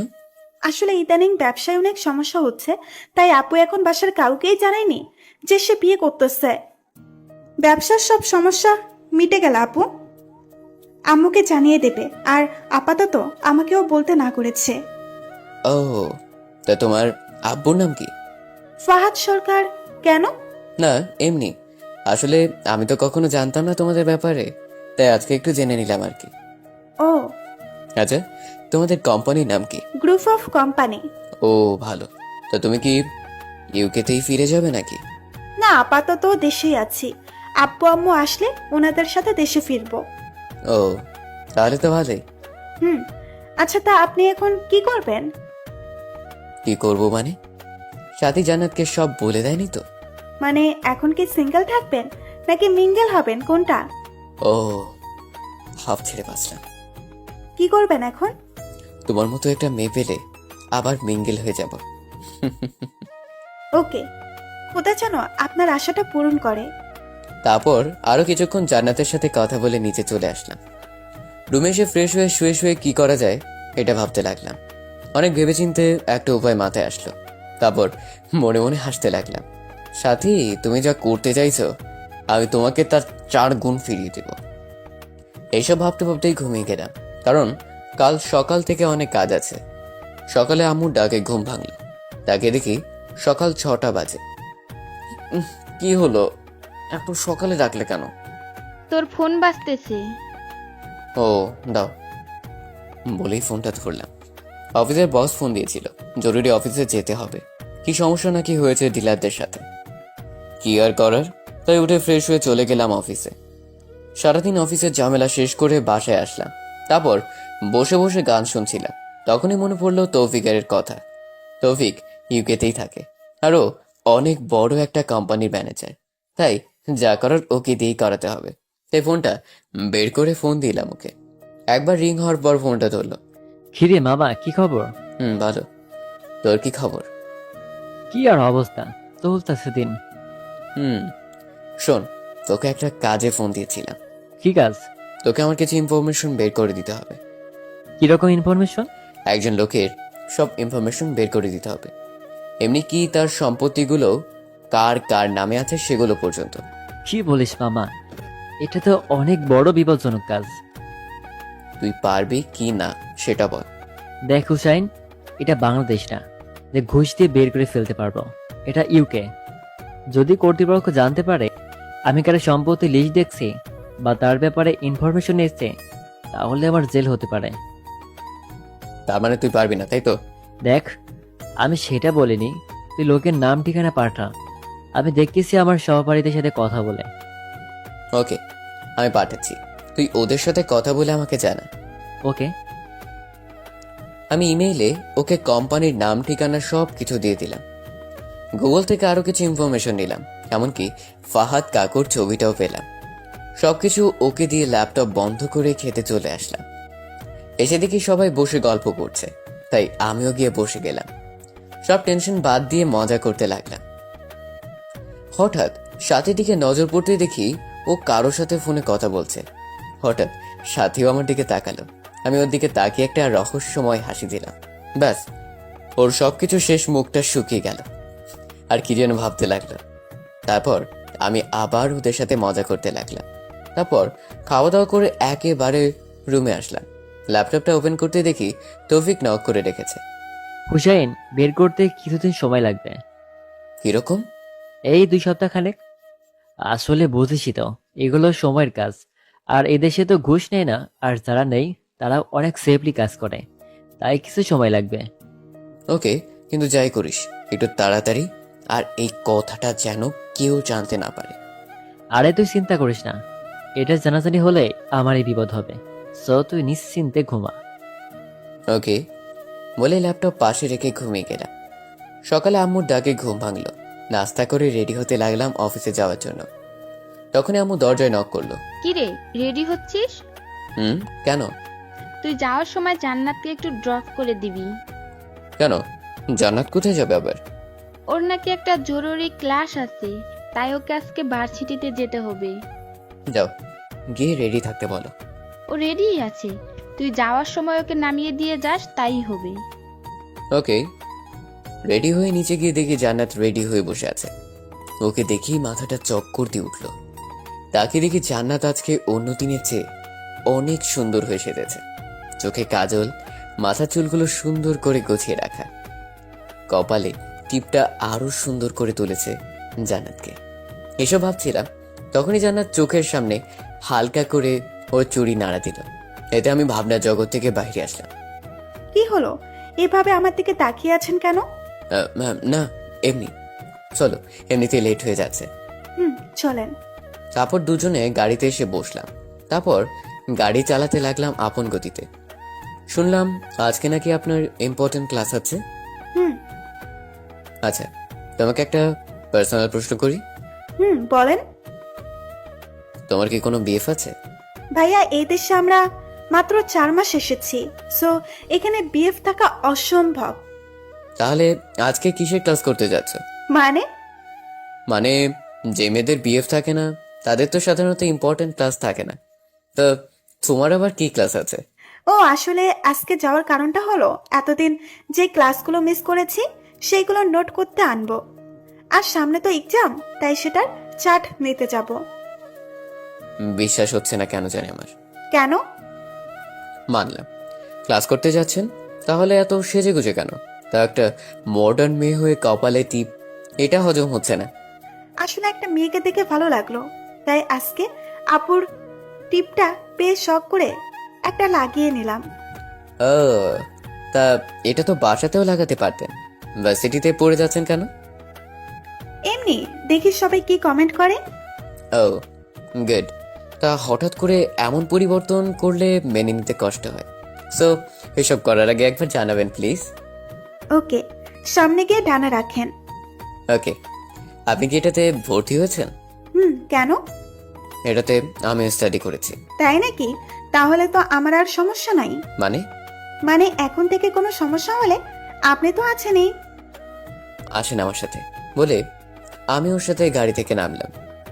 আপনি কি ভিতরে যাবেন নাকি? কেন, কোনো সমস্যা? না মানে আপনি গিয়ে কি করবেন? আপনার সব সমস্যা শেষ করে দিয়ে আসি। ওকে চলেন। ওর একটা বান্ধবী আসলো হঠাৎ করে। কিরে জান্নাত, তোর বোনের বিয়ে শেষ হলো? হুম। আপনি হুসাইন ভাইয়া না?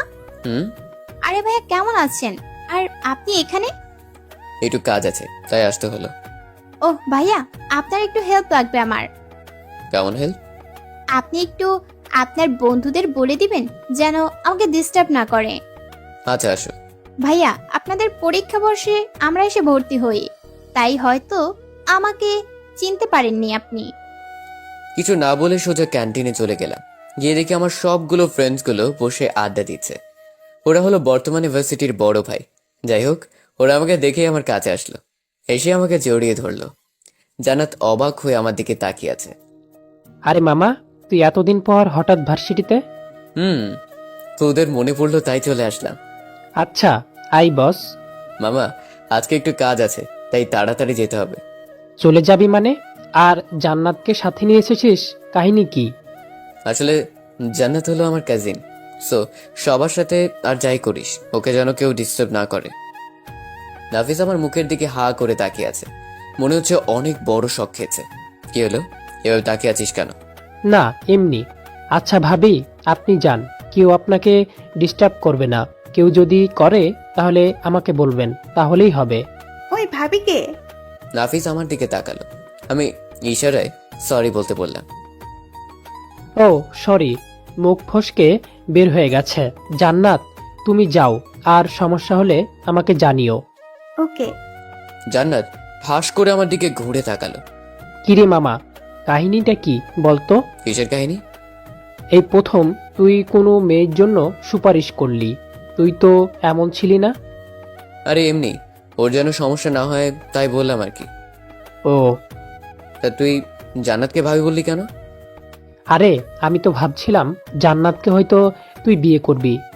না হলে এভাবে কলেজে এসে আমাদেরকে দেখিয়ে বলে যেতিস না যে ওকে ডিস্টার্ব করিস না। একটা ফোন করলেই তো হতো। আরে যাচ্ছিলাম এইখান দিয়ে, ভাবলাম তোদের সাথে দেখা করে যাই। আচ্ছা, জান্নাতকে কি আমাদের ভাবি বানানোর মতলব আছে নাকি? নাফিসের কথাটা ভাবতে লাগলাম। আসলে খারাপ কথা বলেনি নাফিস।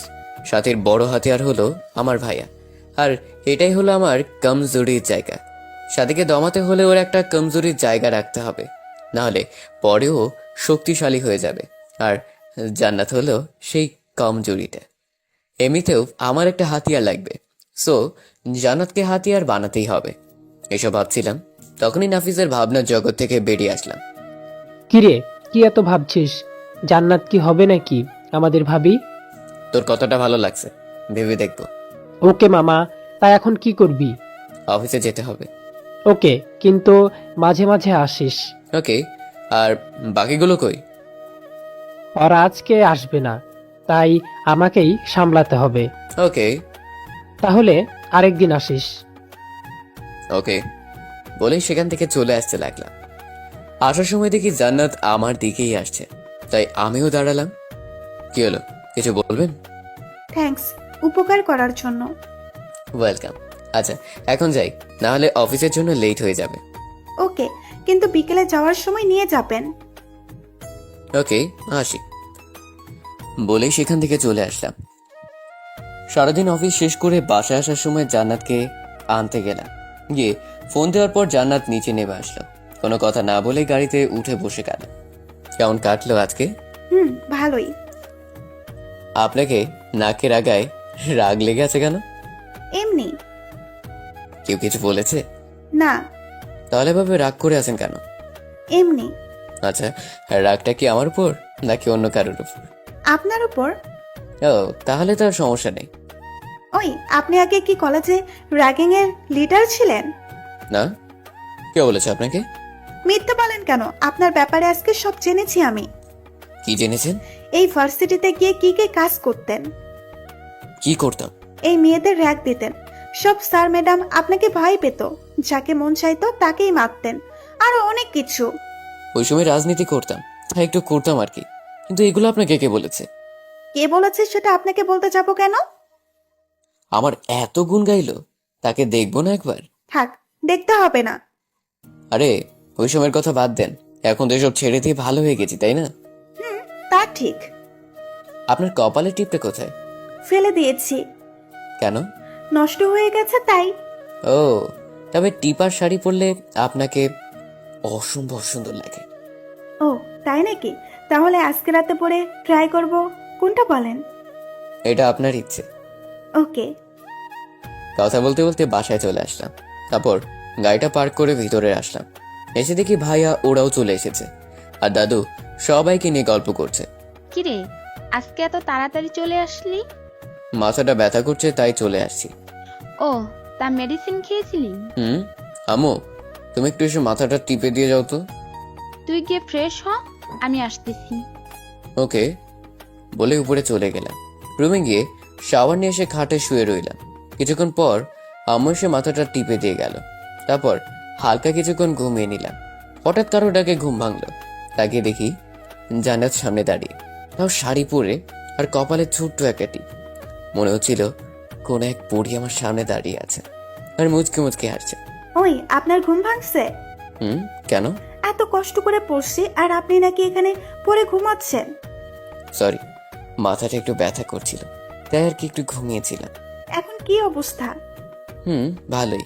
আজকে সবাই প্ল্যান করতেছে বাইরে ডিনার করবে। কোনটা বলে? ভালোই। তাহলে আর কি উঠে রেডি হয়ে নেন, না হলে আন্টি এসে ঢাকিয়ে রেডি হতে পাঠাবে। কিছু না বলে একটা মুচকি হাসি দিয়ে উঠে চলে গেলাম ওয়াশরুমে। ফ্রেশ হয়ে এসে দেখি জান্নাত চলে গেছে, তাই রেডি হয়ে ছাদে গিয়ে দাঁড়িয়ে সিগারেট দৌড়িয়ে টানতে লাগলাম। কিছুক্ষণ পর হঠাৎ কেউ পেছন থেকে বলে উঠলো, টেনশন কি বেশি হয়ে গেছে? পেছনে ফিরে দেখি সাথী দাঁড়িয়ে আছে। না, প্ল্যান করছি। আমি তো আর আগে থেকে প্ল্যান করিনি, তাই এখন একটু ভাবছি আর কি। লাভ নেই। সেটা সময় না হয় বলবে। ও ভালো কথা, তোমাকে নিচে ডাকতেছে। বাসার সবাই নাকি আজকে বাইরে ডিনার করবে, তাই তোমাকে রেডি হতে বলেছে আম্মা। আমি রেডি হয়ে আছি। ও তাহলে তো ভালোই। আচ্ছা আমি এখন আসি। আমি দাঁড়িয়ে দাঁড়িয়ে আবার সিগারেট টানায় মন দিলাম। সিগারেট শেষ করে রুমে এসে মোবাইলটা নিয়ে নিচে গেলাম। মোটামুটি সবাই রেডি। আমি গিয়ে ভাইয়ের পাশে বসে গেলাম। কি রে, তুই এত তাড়াতাড়ি রেডি হয়ে গেলি? তা হঠাৎ করে এমন অদ্ভুত ডিসিশন নিলা যে? কোন ডিসিশন? এই যে আজকে বাইরে খেতে যাওয়ার প্ল্যান। আরে আজ দাদুর সাথে বাজি লেগেছিলাম আর বাজিতে হেরে গিয়েছি, তাই শর্ত অনুযায়ী সবাই মিলে আজ বাইরে খেতে যাব। কিসের বাজি? আমি বলেছি তোর ভাবির হাতের রান্নার স্বাদ ভালো না, আর দাদু বলেছে। থাক, আর বলতে হবে না, আমি বুঝে গেছি। আচ্ছা, তোমাদের কি আর কাজ নেই এসব বাজি লাগা ছাড়া? আছে, কিন্তু সেগুলো শেষ। মনে মনে ভাবতে লাগলাম, আরো মাথায় উঠাও বড় বউকে। তারপর যখন আছাড়টা দিবে না, তখন বুঝবে কত ধানে কত চাল। আর দাদুর উপর রাগটা উঠতেছে। কি দরকার এত আদর করার? বুড়ির জামাইয়ের কারণে আজকে এই সমস্যাটায় পড়তে হয়েছে। কিরে হোসাইন, কি এত ভাবতেছিস? বাস আসলে সেটা কিভাবে নিব? কি? না কিছু না, আব্বুর সাথে কথা বলছিলাম, তখনই। কিরে, কি করবি না? ও ভাইয়া, তুমি? তা কি করবি না বলতেছিলি? ভাবি জিজ্ঞেস করছিল বিয়ে করব কিনা। আমি বললাম সময় হলে করব না হয়। ও, তা আজকে কি তোর অফিস আছে নাকি? কেন? শুক্রবারও অফিস করা শুরু করলি নাকি? আজকে শুক্রবার। ফ্রেশ হয়ে নিচে আই, সবাই একসাথে নাস্তা করব। তোমরা যাও, আমি আসছি বলে উঠে ফ্রেশ হতে চলে গেলাম। ফ্রেশ হয়ে এসে রেডি হচ্ছিলাম, তখনই মোবাইলটা টুম করে উঠলো। মোবাইল নিয়ে তাকিয়ে দেখি সাজ্জাদ টেক্সট দিয়ে রেখেছে, ভাইয়া আজকে রাত 8টায় মুজিবনগর পার্কে চলে আসবেন। ওকে বলে মোবাইলটা রেখে দিলাম। তারপর রেডি হয়ে নিচে চলে গেলাম। গিয়ে দেখি সবাই বসে আছে। ও আসছিস, আয় বস এখানে। হুম বলে আব্বুর পাশে বসে গেলাম। শুনলাম তুই নাকি কোন মেয়েকে পছন্দ করিস, তা কে সে? আছে একজন, সময় হলে বলবো। এবার তো তোর বিয়ে করার পালা, তো বল কবে মেয়েকে আমাদের দেখাবি? নাস্তা খাবো না, চলে যাব। আচ্ছা খা। তারপর নাস্তা করে উপরে চলে আসলাম। রুমে বসে বসে গান শুনছিলাম, তখনই দরজায় জান্নাত নক করলো। আসতে পারি? থাক, আসার দরকার নাই। জান্নাত একটা হাসি দিয়ে ভিতরে চলে আসলো। তা এই সময় কি মনে করে? আপনি আমাকে ওই দিন মিথ্যে বলেছিলেন কেন? কোন দিন? আপনার নাকি গার্লফ্রেন্ড নেই, তা আজকে সবার সামনে তো ঠিকই বললেন আপনার গার্লফ্রেন্ড আছে। আপনি সত্যি একটু সহজ সরল। জান্নাতের কথা শোনার মুখের অবস্থা দেখে আমি হাসি থামাতে পারলাম না, তাই ওর সামনেই হু হু করে হেসে দিলাম। জান্নাতের মুখটা কিছুক্ষণের মাঝে আগুনের মতো লাল হয়ে গেল, আর আমার দিকে অগ্নি চোখে তাকালো। কি হলো, হাসতেছেন কেন? আপনার কথা শুনে।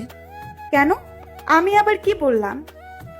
আপনি জানেন আমার গার্লফ্রেন্ড নাই, তারপর এসে জিজ্ঞেস করতেছেন। নাস্তার টেবিলে যে বলে আসলেন। সেটা বলেছি মিথ্যে, কারণ এই কথাটা না বললে না ওরা ভাইয়ের মতো আমাকেও ধরে বিয়ে করিয়ে দেবে। সত্যি বলতেছেন তো? হুম। কথাটা যেন মনে থাকে। আর বিকেলে কি ফ্রি আছেন? না, তবে সন্ধ্যায় ফ্রি আছি।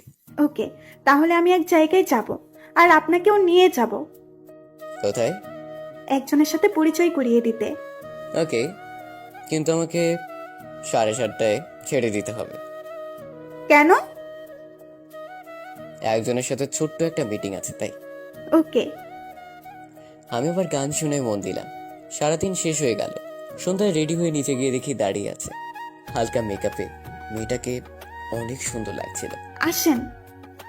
তারপর জান্নাতের বলা অনুযায়ী গাড়ি চালাতে লাগলাম। কোথায় যাচ্ছি? বললাম না, একজনের সাথে পরিচয় করিয়ে দেব। ওকে বলেই চুপচাপ করে গাড়ি চালাতে লাগলাম। অবশেষে জান্নাত একটা পুরনো বাড়ির পিছনে গাড়ি থামাতে বলল। আমি কিছু না বলে চুপচাপ গাড়ি থেকে নেমে দাঁড়িয়ে রইলাম। কিছুক্ষণ পর কয়েকটা ছেলে আসলো। জান্নাত ওদেরকে দেখে এগিয়ে গেল, তাই আমিও ওর পিছনে গেলাম। এই যে, ও হলো নীল, আমার বেস্ট ফ্রেন্ড। আর নীল, ও হলো তোদের দুলাফাই। হাই ভাইয়া। হ্যালো। জান্নাতের কথা শুনে আমি আকাশ থেকে পড়লাম। কি বললো? আমার মাথাটা ঘুরতে লাগলো। নিজের কানকে বিশ্বাস করতে পারছি না, তাও নিজেকে সামনে নিলাম। আচ্ছা শোনো, ওর একটা হেল্প লাগবে, তাই তোমার সাথে দেখা করতে চেয়েছে। হ্যাঁ বলো ভাই, তোমার কি সমস্যা? আসলে ভাইয়া, আমি গ্রামের ছেলে, শহরে পড়তে এসেছি। আমার শহরে কোনো রিলেটিভ নেই, তাই থাকার জন্য ম্যাচটাই আছে।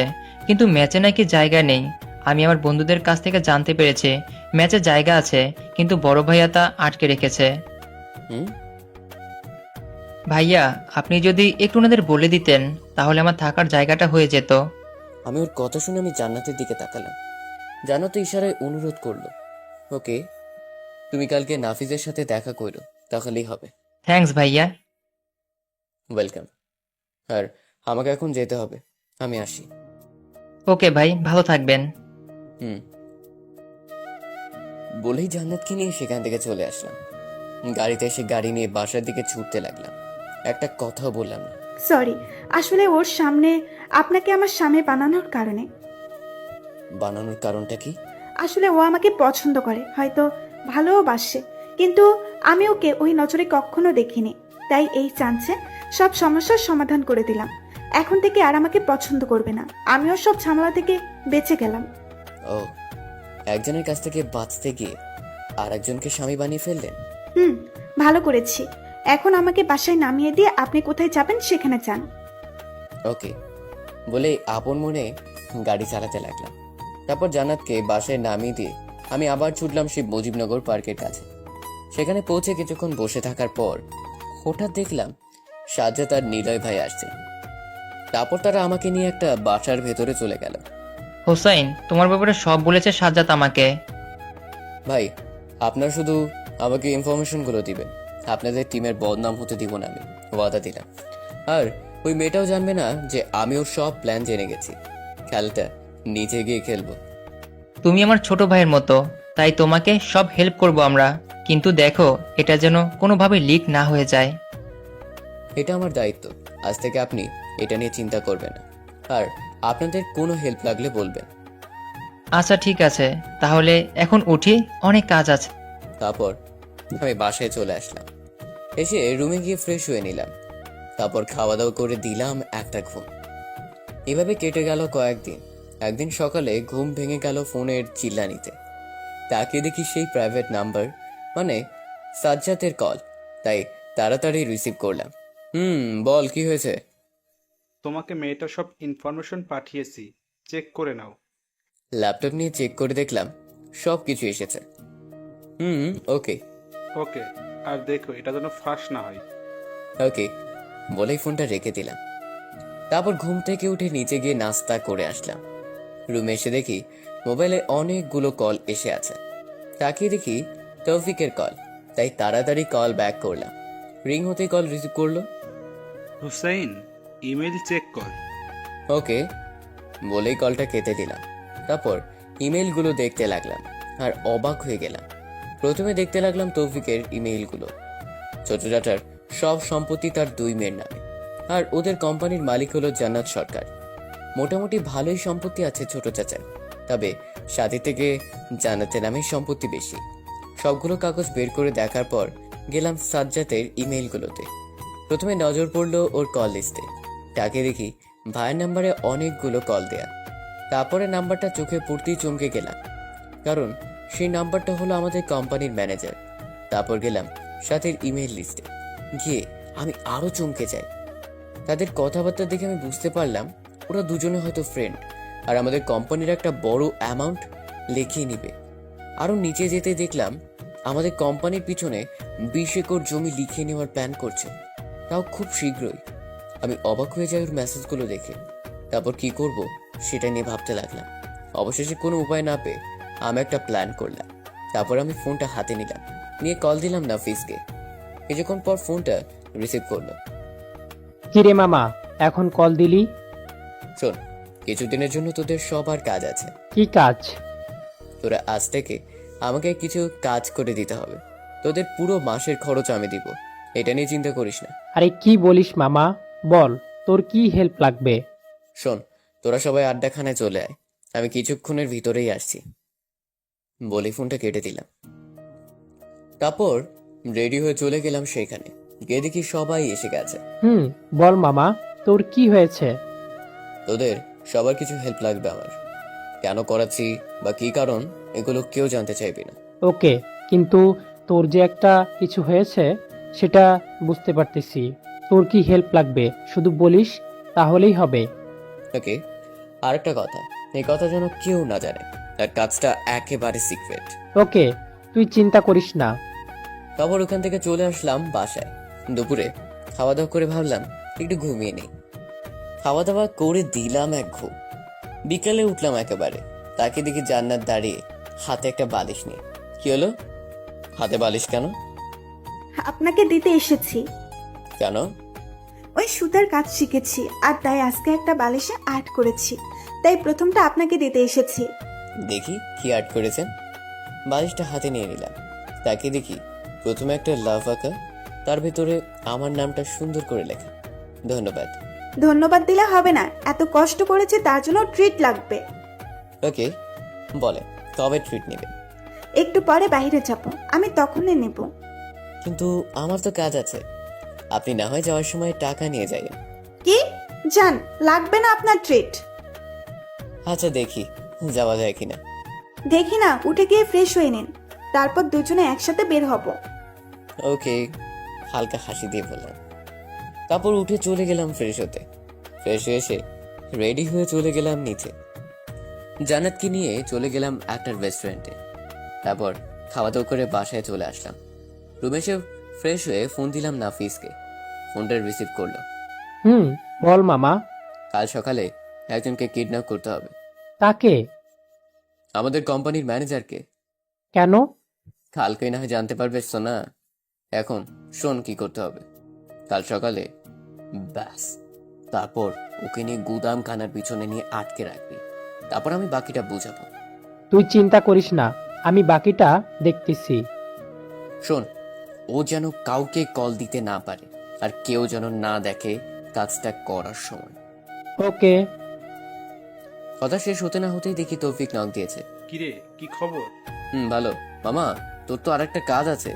কি কাজ? ফোন দে বলছি। কিছুক্ষণ পর তৌফিক কল দিল। বল এবার কি কাজ?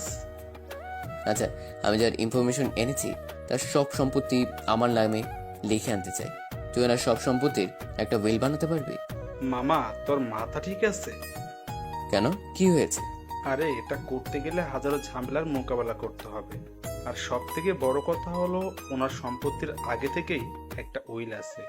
সেটা হলো ওরা এক বোন আরেক বোনকে সম্পত্তিতে পারবে, বাইরের কোনো লোককে না, এমনকি তার স্বামীকেও না। তাই নাকি? আমার ছোট চাচা তো হেভি ব্রেনি লোক, শালা হিটলার হওয়ার যোগ্য। তাই এই চিন্তা বাদ দে। ওকে, তুই একটা কাজ কর, বড় বোনের সব সম্পত্তি ছোট বোনকে লিখে দিয়েছে এমন একটা উইল কর। ওকে, কিন্তু তার জন্য ছোট বোনের একটা সিগনেচার লাগবে। তুই কাগজটা পাঠা, আমি বাকিটা দেখছি। আমি উকিলের সাথে কথা বলে সব জানাচ্ছি। ওকে বলেই ফোনটা রেখে দিলাম। তারপর আব্বুর রুমে গেলাম, আব্বুর চেকবুক নিয়ে নিলাম। তারপর সেটাতে কিছুটা কারসাজি করে বারান্দায় গেলাম, গিয়ে চুপচাপ দাঁড়িয়ে রইলাম। কিরে, কিছু বলবি? আমার কিছু টাকা লাগবে। তো এখানে দাঁড়িয়ে আছিস কেন? যা গিয়ে চেকবুক এনে দে, আমি সাইন করে দিতেছি। ওকে বলেই রুমে যাওয়ার অ্যাক্টিং করে আবার চেকবুক আর আমার প্ল্যান করা কলমটা নিয়ে বারান্দায় আসলাম। তারপর আব্বু টাকার অ্যামাউন্ট দেখে সাইন করে দিল। কিরে, মাত্র 40,000 টাকার জন্য আমার কাছে আসলি কেন? কাল বিকালে সবার পার্টি আছে, আর আমার ক্রেডিট কার্ডের টাকাও শেষ হয়ে এসেছে, আর এখনো স্যালারি পাইনি, তাই বেকারদের মতো তোমার কাছ থেকে টাকা নিতে হলো। ওকে। আমি চেকবুকটা থেকে 2টা চেক পেপার ছিঁড়ে আনলাম। তারপর চেকবুকটা আব্বুর রুমে রেখে আমার কলমটা আমার সাথে নিয়ে রুমে চলে আসলাম। আসলে চেকবুকটায় অনেক বড় খেল খেলে নিয়েছি। আমি যে চেকটায় সাইন করিয়েছি তার নিচেরটায় 15 লাখ টাকার একটা অ্যামাউন্ট ছিল, আর এটার সব সফল হলো আমার কলমের, কারণ এটার পাওয়ার একটাই, উপরের পেজে যা লিখবে তার নিচেরটাও হুবহু উঠে যাবে। তা এখন 2টো চেকই আমার হাতে, আর কাল সকালে শুরু হবে একটা ঝামেলা। এসব শেষ করে ফ্রেশ হয়ে নিচে গিয়ে সবার সাথে হালকা কিছু মুখে দিয়ে রুমে চলে আসলাম। তারপর রুমে শুয়ে শুয়ে ভাবতে ভাবতেই ঘুমিয়ে গেলাম। সকালে ফোনে চিল্লানিতে ঘুম ভাঙলো, তাকে দেখি নাফিস ফোন দিয়েছে, তাই তাড়াতাড়ি উঠে ফোনটা রিসিভ করলাম। কিরে, ঘুম ভাঙছে? তা কাজটা হয়েছে মাম্মা? শালারে গুদামে আটকায় রাখছি, তুই আই, আমি আছি এখানে। ওকে বলে ফোনটা কেটে দিয়ে চলে গেলাম ওয়াশরুমে। সকাল সকাল রেডি হয়ে চলে আসতে দেখে আম্মু ডাক দিল। কিরে, কোথায় যাচ্ছিস? বন্ধুদের সাথে আজকে পার্টি আছে, তাই এখন একটু যেতে হবে। কিন্তু অফিসের ব্যাগ নিয়ে কোথায় যাচ্ছিস? সেখান থেকে অফিসে চলে যাব, আসি এখন, বাই বলেই বাসা থেকে বেরিয়ে চলে আসলাম। তারপর সোজা চলে গেলাম গুদাম ঘরে, গিয়ে দেখি নাফিস বসে আছে। আমাকে দেখে নাফিস আসলো। আচ্ছা, একে এখানে আনার কারণটা কি বলতো? বলতেছি, আগে বল ওই শালা কোথায়? ভিতরে বেঁধে রেখেছি। ওকে আয়, তোকে সব খুলে বলতেছি। নাফিসকে নিয়ে গিয়ে একটা টুলে বসলাম। বল, কাহিনী কি? শোন তাহলে। নাফিস প্রথম থেকে সবকিছু খুলে বললাম। এবার বুঝলি তো? শালাকে আগে মারবো, তারপরে তোর বাসায় গিয়ে তোর ভাবিকে মারবো। আরে পাগল থাম, ও তো প্রথমত আমার ভাবি, তারপর আমার চাচাতো বোন, আর ওর রাগ করাটা স্বাভাবিক। তাই বলে তোদেরকে এভাবে নিচে নামানোর প্ল্যান করতেছে? আর আমি ওর সব রাগ ভেঙে দিব, তুই দেখিস। ওকে ভাইয়ের একটা লক্ষ্মী বউ বানাবো আমি। ওকে, তুই শুধু বলবি কি করতে হবে, বাকিটা আমি দেখে নিব। চল গেমের প্রথম পর্বটা খেলে যায়, তারপর দুপুরে বাকিটা খেলবো। আচ্ছা আই। আসলে আমাদের ম্যানেজার একজন ইয়াং ছেলে, বয়স আমার সমান বা তার একটু বড়। রুমে ঢুকতে আমার দিকে তাকালো। অনেক মেরেছে হয়তো নাফিস, চোখ মুখ দেখেই বোঝা যাচ্ছে। স্যার দেখেন না, ওরা সবাই মিলে উঠিয়ে এনেছে, আমি কিছুই করি নাই। ওরা কে বা কারা আমি তাও জানি না। আমি ওদেরকে বলেছি তোকে উঠিয়ে আনতে। কি? শালা, আমাদের কোম্পানিতে কাজ করিস, আবার আমার বাবার ক্ষতি করতে লেগে আছিস? সাথী তোকে কত দিবে বলে শোক করাচ্ছে? স্যার, কে সাথী? আচ্ছা, মনে পড়তেছে না? তাহলে এগুলো দেখ। বলে ওদের কথার কিছু রেকর্ডিং চালু করলাম। ম্যানেজার শুনে বড় সড়ো ধাক্কা খেল, তারপর মাথা নিচু করে বসে গেল। কি হলো, এবার চিনতে পেরেছিস? স্যার প্লিজ, এসবে আমার কোনো দোষ নেই। ম্যাডাম আমাকে টাকার লোভ দেখে হিসাব করতে বলেছে। বুঝলাম, তা কত দিবে বলেছে? বলেছিল 10 লক্ষ টাকা দিবে আর চাকরিতে রাখবে সারা জীবন। ও, তাহলে 15 লক্ষ টাকা তো তোর জন্য অনেক বেশি, তাই না? একটা কাজ কর, তুই এখন ব্যাংকের ম্যানেজারকে ফোন দিয়ে বলবি 15 লক্ষ টাকার চেক পাঠাচ্ছি, সেটার ক্যাশ যেন দিয়ে দেয়। কেন স্যার? তুই আজ থেকে আমাদের হয়ে কাজ করবি, আর এই টাকাটা তোর অ্যাডভান্স। কথাটা শুনে ছেলেটার মুখটা ঝলমল করে উঠল, কিন্তু ও জানে না আমি কি ভাবছি। ওকে স্যার, আপনি যা বলবেন তাই করব। আপাতত ফোন করে ব্যাংকে ফোন করে বল টাকাটা দিয়ে দিতে। কিন্তু স্যার, এটার জন্য তো চেক লাগবে। চেক আছে আমার কাছে, তুই শুধু ফোন করে বললেই হবে। আমার ফোন তো ওরা নিয়ে গেছে। নাফিজার ফোনটা এনে আমার হাতে দিল। নে, এবার ফোন কর। হাত তো বাঁধা। সমস্যা নেই, আমি কল দিচ্ছি, তুই শুধু কথা বল। তারপর ব্যাংক ম্যানেজারকে কল দিয়ে ফোনটা ওর কানে ধরলাম। ফোন রিসিভ করার পর ছেলেটা বলল লোক গেলে টাকাটা দিয়ে দিতে। তারপর আমি ফোনটা কেটে দিলাম। তারপর নাফিসকে নিয়ে বাহিরে চলে আসলাম। পিছন থেকে ছেলেটা ডাকছিল আর বলছিল, স্যার আমি তো এখন আপনাদের দলে, আমাকে ছেড়ে দিন এবার। কিছু না বলেই বাহিরে চলে আসলাম আমরা। ছেলেটাকে কি ছেড়ে দিব? তুই কি পাগল? আরে ওকে দিয়ে তো আমাদের সব প্ল্যান করতে হবে। ওকে ছাড়লে সবকিছু শেষ হয়ে যাবে। এখন তুই শুধু ওকে দেখে রাখবি আর মোবাইলটা বন্ধ করে রাখবি। আর এই নে চেকটা। চেক দিয়ে আমি কি করব? চেকটা নিয়ে টাকা তুলে নিয়ে আসবি, আর এমন লোককে পাঠাবি যেন ওদেরকে কেউ না চিনে, আর মুখ যেন সহজে কেউ দেখতে না পায়। ওকে, তুই চিন্তা করিস না। শোন, আমি এখন অফিসে চলে যাই, দুপুরে এসে আর একটা খেল খেলবো। ওকে। আর ওর দিকে কড়া নজর রাখিস, আর মারিস না, আর পালাতে যেন না পারে ওইদিকে খেয়াল রাখিস। বলে চলে গেলাম অফিসে। অফিসে গিয়ে কাজ করছিলাম, তখনই মোবাইলে কল আসলো। তাকে দেখে জান্নাত কল দিয়েছে, তাই ফোনটা রিসিভ করলাম। আপনি কোথায়? অফিসে। কেন? সারা সকাল আপনাকে কোথাও খুঁজে পাইনি, তাই ফোন দিলাম। আমাকে খুঁজতেছিলেন কেন? এমনি আপনাকে দেখতে মন চাইতেছিল তাই। ও, বিকেলে বাসে আসলে মন ভরে দেখে নিন কেমন। সারাটা দিন না দেখে থাকতে হবে? আমি কি আপনার প্রিয় কেউ হয়ে গেছি নাকি? এটা মনে হলো কেন? না, যেভাবে বললেন সারাদিন না দেখে থাকতে হবে, তাতে কি বুঝবো বলেন? এত বেশি বোঝার দরকার নেই। আপনি এখন একটু ভার্সিটিতে আসতে পারবেন? কেন? এমনি আজকে ক্লাস করতে মন চাইতেছে না, তাই আপনাকে নিয়ে ঘুরতে বের হব। কিন্তু দুপুরে তো আমার কাজ আছে। ওই এত কাজ কাজ করেন কেন? আমি কি আপনাকে সারাদিন আটকে রাখবো নাকি? ওকে, আমি আসছি বলেই ফোনটা রেখে দিলাম। তারপর অফিস থেকে বেরিয়ে চলে গেলাম ভার্সিটির সামনে। গিয়ে দেখি ও দাঁড়িয়ে আছে। বলুন, কোথায় যাবেন এই দুপুরে? আজকে আপনার পছন্দের জায়গায় যাব। আমার পছন্দের জায়গা মানে? মানে আপনার পছন্দের জায়গায় আমি আর আপনি গিয়ে ঘুরে আসব। আমার পছন্দের জায়গাটা সন্ধ্যায় খুব ভালো সাজে, এখন কোনো কিছুই পাবো না।